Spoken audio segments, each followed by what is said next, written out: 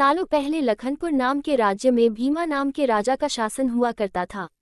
वो बहुत महत्वाकांक्षी था और अपनी प्रजा से बहुत प्यार करता था। उनके राज्य में चारों ओर खुशहाली थी, लेकिन राजा रानी खुद हमेशा दुखी रहते थे। उनके पास धन, दौलत, शोहरत सब कुछ था, लेकिन उनकी संतान न थी। संतान पाने के लिए राजा और रानी पूजा पाठ, जप तप सब करके देख चुके थे, लेकिन कोई फायदा नहीं हुआ। एक दिन महर्षि के कहने पर राजा ने महायज्ञ कराने का फैसला किया। यज्ञ और भगवान के प्रताप से राजा को एक बहुत सुंदर कन्या की प्राप्ति हुई। राजा रानी के साथ पूरी प्रजा खुशी से झूमने लगी। राज्य में चारों तरफ खुशी का माहौल छा गया। राजा ने सारे नगर वासियों को पिता बनने की खुशी में भोज पर आमंत्रित किया। धीरे धीरे समय बीतने लगा। राजकुमारी बड़ी होने लगी। वो काफी सुंदर और गुणवान थी। राजा रानी उसे देखकर ही खुश रहने लगे, लेकिन एक दिन उनकी खुशी को मानो जैसे नजर लग गई। राजकुमारी बीमार पड़ गई। बड़े बड़े वैद्य, नीम हकीम सब इलाज में जुटे, लेकिन कोई फायदा नहीं हुआ। दिन प्रतिदिन राजकुमारी की हालत बिगड़ती जा रही थी। राजकुमारी के ऊपर कोई दवा असर नहीं कर रही थी। राजा को लगने लगा कि एक बार वे फिर निसंतान हो जाएंगे। एक दिन दूर देश से एक वैद्य राजा के महल पहुंचा।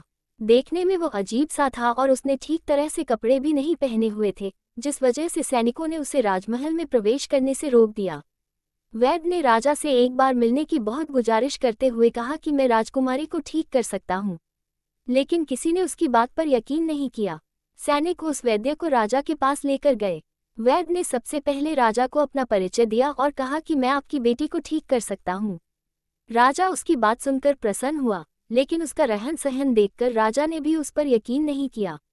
उधर राजकुमारी की तबीयत दिन प्रतिदिन खराब होती जा रही थी, इसलिए राजा किसी वैद्य पर यकीन नहीं कर पा रहे थे। लेकिन उस वैद्य का आत्मविश्वास देखकर राजा ने उसे एक मौका देने का फैसला किया। राजा ने वैद्य को बोला कि अगर राजकुमारी ठीक नहीं हुई तो अंजाम भुगतने के लिए तैयार रहना। इस पर वैद्य ने बोला ठीक है, लेकिन अगर राजकुमारी ठीक हो गई तो मुझे क्या मिलेगा? राजा ने कहा जो मांगोगे मिलेगा। वैद्य राजी हो गया। राजा खुद उस वैद्य को लेकर राजकुमारी के पास गया। राजकुमारी बिस्तर पर बेजान सी लेटी हुई थी। ऐसा लग रहा था जैसे किसी ने उसका सारा नूर निकाल लिया हो।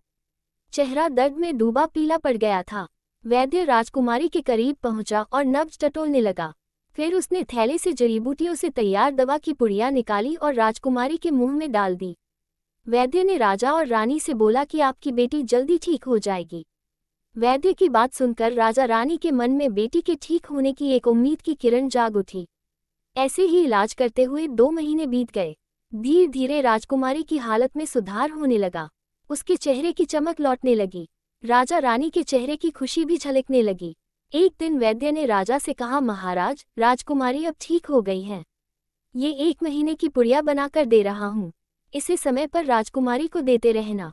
इसके बाद राजकुमारी पूरी तरह स्वस्थ हो जाएंगी। ये बीमारी दोबारा उनके पास भी नहीं फटकेगी।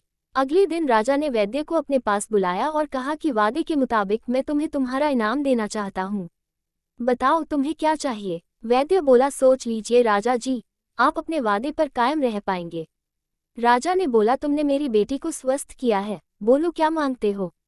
वैद्य ने मुस्कुराते हुए कहा, आपका आधा राज्य और बेटी का हाथ। इतना सुनते ही राजा आग बबूला हो गया।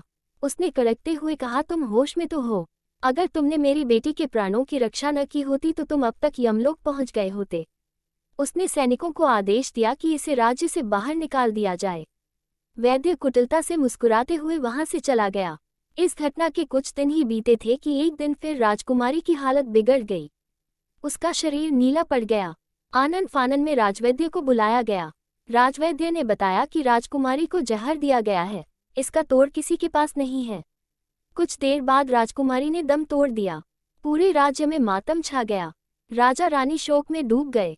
छानबीन में पता चला कि वैद्य ने राजकुमारी को 1 महीने खाने के लिए जो पुड़िया दी थी, उनमें से ही एक पुड़िया में जहर था। वैद्य को पहले ही शक था कि राजा उसकी बात नहीं मानेगा, इसलिए उसने एक पुड़िया में जहर भर कर रखा था। उसने सोचा कि अगर राजा शादी के लिए मान जाता है तो वह जहर वाली पुड़िया हटा देगा, लेकिन अगर नहीं माना तो इसकी सजा राजकुमारी को भुगतनी होगी। वैद्य की चाल कामयाब हो गई। कहानी से सीख, अगर किसी से कोई वादा किया है तो उसे पूरा जरूर करना चाहिए।